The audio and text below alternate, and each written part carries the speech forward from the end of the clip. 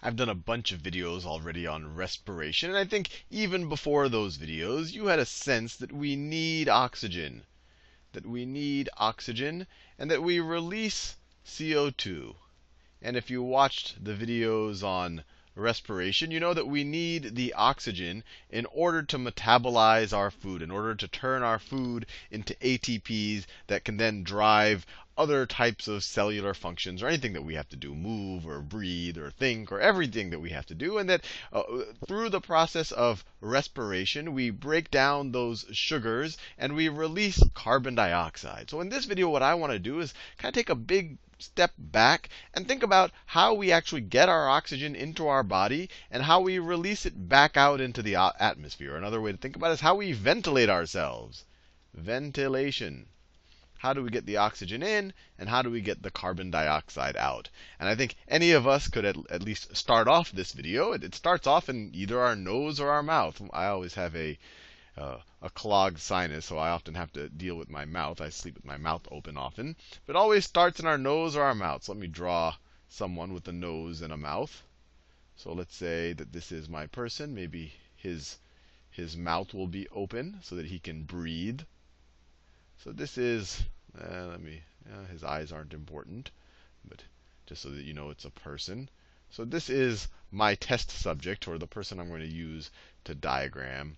That's his ear. Maybe he has a bit of a, let's give him some hair. Oh, maybe some sideburn. Anyway, a mustache. All of that is irrelevant. But this is our guy. This is the guy that's going to show us how we take air in and how we take air out of the body. So let's go inside of this guy. I can draw his outside first. Now let me see how well I can do this. So this is outside the guy. Oh, that doesn't look right. So let's say the guy looks something like this. And then, this is his shoulders. Just like that. That's our guy. All right. So in our mouth, we have our oral cavity right there, which is just the space that our mouth creates. We have our oral cavity. I could draw our tongue and all of that, and maybe I will. Maybe I'll draw the tongue. Maybe the tongue looks something like that. But you have this space inside of the mouth. I'll call that the oral cavity. So this space inside of our mouth, just like that, this is the oral cavity. Oral cavity. Oral for mouth, cavity for space or hole or opening. And then also you have your nostrils, and they open up into a nasal cavity. So they open up into a nasal cavity. So that's another big space just like this. And we know that they connect at the back of our nose or at the back of our mouth. And this passage right here, where they connect, is called the pharynx. This is the pharynx. And that's, when your air goes through your nose. They say breathing through your nose is better, probably because it gets filtered by your nose hairs and it gets warmed up and whatnot. But you can breathe through either side. The air goes in through either your nasal cavity or your oral cavity, and then comes back through your pharynx. And then the pharynx splits into two pipes. One air can go down either one, but the other one is for food. So your pharynx gets split. In the back, you have your esophagus. In the back, and we'll talk more about the esophagus in a future video. In the back, you have your esophagus, and in the front, let me draw a little dividing line there. In the front, let me make it connect like that. Actually, I was using yellow. I'm going to use yellow to continue, and I'm going to use green for the air. So it divides just like that. So this is the dividing line. So in the back, or the back of your, behind your air pipe, you have your esophagus. You have your esophagus. Let me make that in another color. So this right here is your esophagus. Esophagus. And then right here is your larynx. This is your larynx. And I'm going to concern ourselves with the larynx. Esophagus is where your food goes down. We know that we eat food with our mouth as well. So this is where we want our food to go, down the esophagus. That's for food. But the focus of this video is our ventilation. What do we do with our air? So I'm going to focus as the air goes through our larynx. our larynx. And the larynx is also our voice box. So as you hear me talking right now, there are these little things right about here that are vibrating at just the right frequencies, and I'm able to shape the sound with my mouth to make this video. So that's also your voice box, but I won't focus on that right now. It's called a voice box because it's this whole anatomical structure that looks something like that. But then after the air passes through the larynx, this is on the way in, it goes to the trachea. So then the air goes into the trachea just like that, which is essentially just the pipe for air. The esophagus is the pipe for food. Let me write this down right here. So this right here is our trachea. And then from the trachea, and the trachea is actually a reasonably rigid structure. It has cartilage around it. And it makes sense that it has cartilage. You don't want, you can imagine like a hose, if it bent a lot, you wouldn't be able to get a lot of water through it or a lot of air through it. So you don't want this thing to bend a lot. So that's why it needs to have some rigidity. So that's why it has cartilage around it. And then it splits into two tubes, and I think you know where these two tubes are going to. And I'm not drawing this in super detail. I just want you to get the idea of them. But these two tubes are the bronchi, or each one is a bronchus. So let me see. These are the bronchi. These are the bronchi. And they also have cartilage, so they're fairly rigid. But the bronchi keep splitting. They keep splitting into smaller and smaller tubes, just like that. And at some point, they stop having cartilage, so they stop being reasonably rigid, but they keep splitting off. So I'll just draw them as these little lines at some point. They become such thin things. They just keep splitting off. So the air just keeps splitting off and spread and goes down to the different pats. And when the bronchi no longer have cartilage around them, they're no longer rigid. The first of those are called, or actually all of the tubes after that point are called bronchioles. These are bronchioles. So for example, that we could call a bronchiole. And there's nothing fancy here. It's just a pipe that just gets thinner and thinner and thinner. We've labeled the different parts of the pipes different things. But the idea is, let's take it through our mouth or our nose, and we just keep dividing and keep dividing. This main division into two different pats, that takes us into each of our lungs. So let me draw this guy's lungs here. So the lungs, so that's one of this guy's lungs. And that's the other of this guy's lungs. And these bronchi, or the bronchi split into the lungs. The bronchioles are in the lungs. And eventually, the bronchioles terminate. And this is where it gets interesting. They keep dividing smaller and smaller, thinner and thinner and thinner, into these little air sacs. These little air sacs, just like that. At the end of every super small bronchiole are these little air sacs. Super small air sacs. And I'm going to talk about these air sacs in a second. And these are called alveoli. Alveoli. So I've used a lot of fancy words, but the general idea is simple. Air comes in through a pipe. The pipe gets thinner and thinner and thinner. And they end up at these little air sacs. And you're saying, well, how does that get the oxygen into my system? Well, the key here is that these air sacs are super small and have very, very, very thin walls, or I guess thin membranes. So let me zoom in. So if I were to zoom in on one of these alveoli, and just to give you an idea, these are super duper duper small. I've drawn them fairly large here, but each alveoli, let me draw a little bit bigger. So let me draw these air sacs. So you have these air sacs like this. You have these air sacs, and then you have a bronchiole that's terminating in that air sac. Maybe a bronchiole is terminating in another air sac, just like that.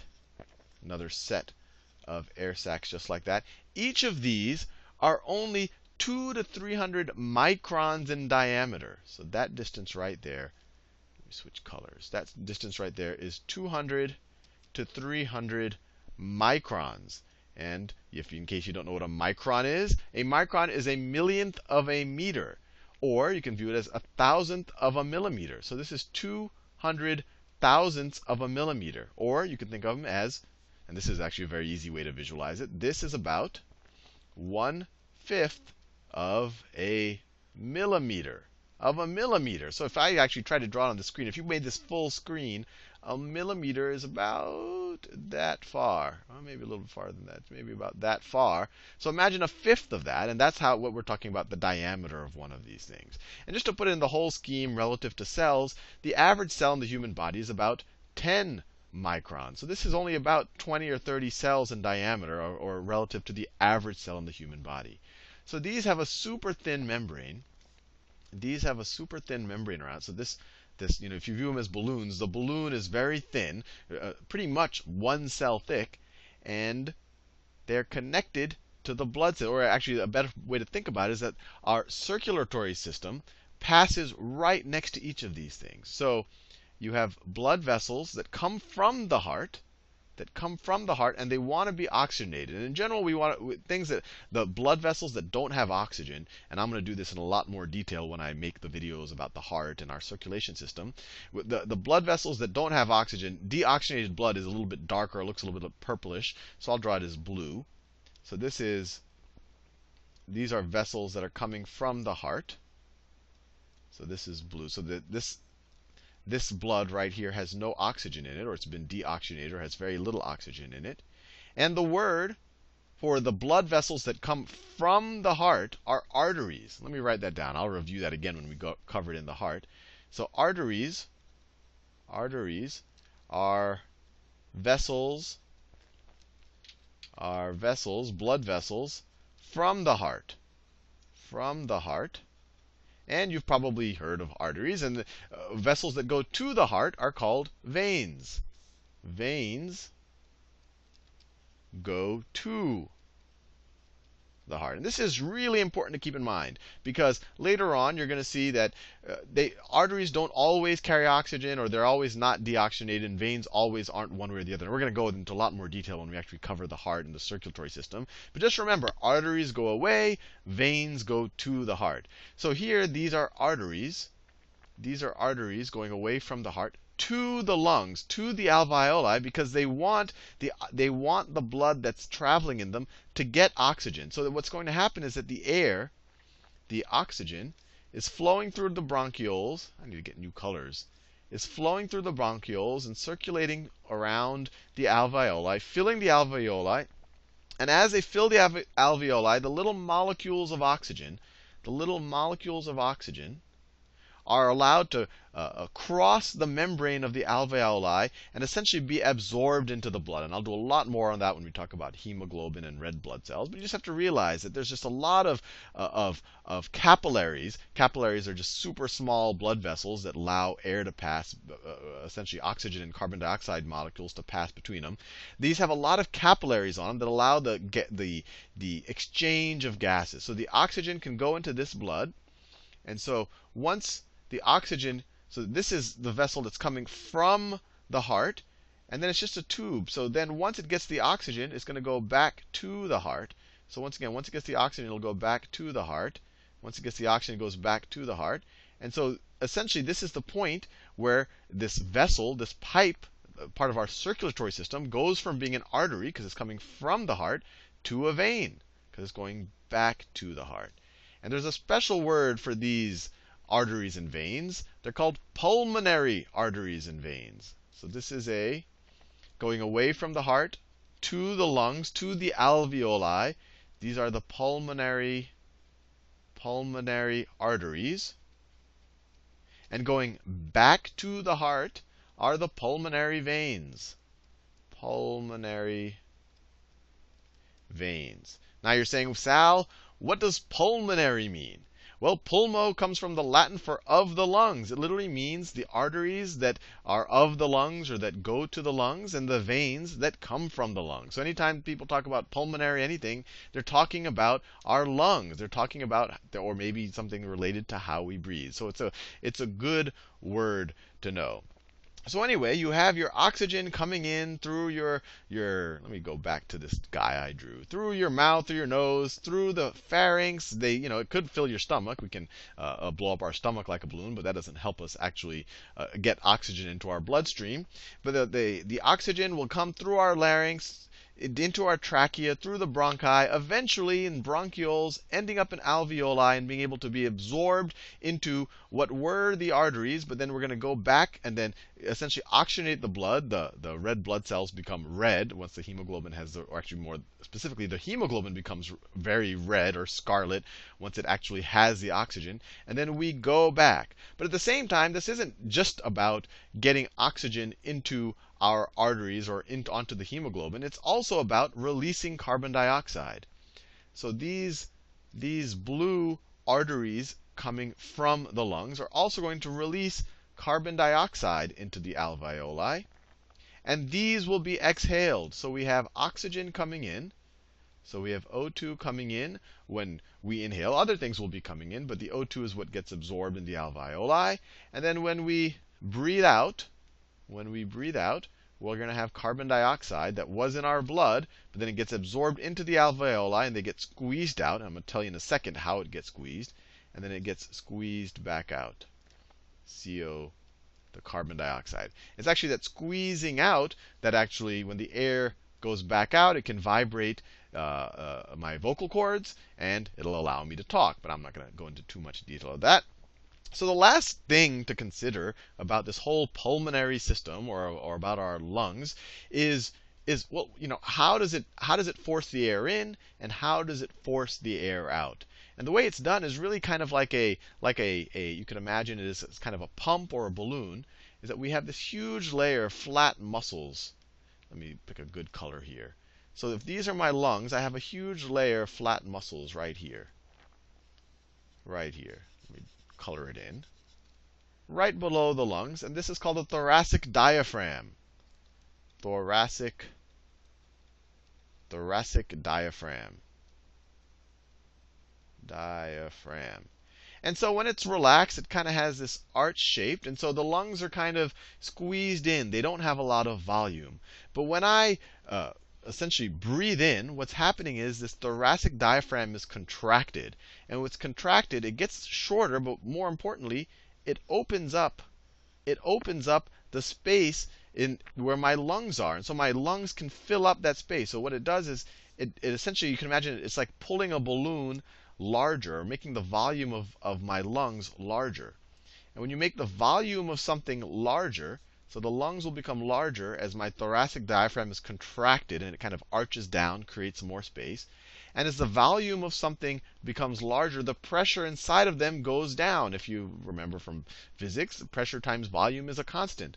So your volume, let me write this down. So when we breathe in, our brain is essentially telling our diaphragm to contract. So diaphragm contracts. We have more space around our lungs. Our lungs expand. Lungs expand to fill the space. We have less pressure here than we have outside, or you can view it as negative pressure. So air always wants to go from high pressure to low pressure. And so air is going to flow into our lungs. And hopefully there will be some oxygen there that can then essentially go into our alveoli and then end up in our arteries and then go back in the veins as oxygen attached to hemoglobin. I'll talk more about that in detail. And then when we stop contracting the diaphragm, it goes back to this arched position. It contracts. It's kind of like a rubber band. It contracts back the lungs, and it essentially expels the air back. And now that air is going to have a lot more carbon dioxide. And just to give a sense of, our lungs, I can look at my lung. I can't look at them, but they don't seem too large. How do I get enough oxygen in them? And the key is that because of this branching process, the and the alveoli, the inside surface area of the lungs are actually much larger than you can imagine, or actually than I could have imagined had someone not told me. So it actually turns out, I looked it up. The internal surface area of your alveoli, so the total surface area where the oxygen can be absorbed in or the carbon dioxide can be absorbed out from the blood, it's actually 75 square meters. 75, that's meters, not feet. Square meters. If you think about it, that's like imagine some type of a tarp or a field. That's almost 9 by 9, 9 meters by 9 meters. That's almost 20, maybe 27, 20, roughly 27 by 27 square feet. That's the size of some people's backyards. That's how much surface area you have inside of your lungs. And it's all folded up. That's how it gets jammed into what look like relatively small lungs. But that's what gives us enough surface area for enough of the air, enough of the oxygen to cross the alveoli membrane into our blood system, and enough of the carbon dioxide to go back in. And just to have a sense of how many alveoli we had, I told you that they're very small. We actually have 300 million in each lung. In each lung, we have 300 million alveoli. So anyway, hopefully that gives you a decent sense of how we at least get air or oxygen into our blood system and carbon dioxide out of it. In the next video, I'll talk more about our actual circulatory system and how we get the blood, how we get the oxygen from the lungs to the rest of the body, and how do we get the carbon dioxide from the rest of the body into the lungs.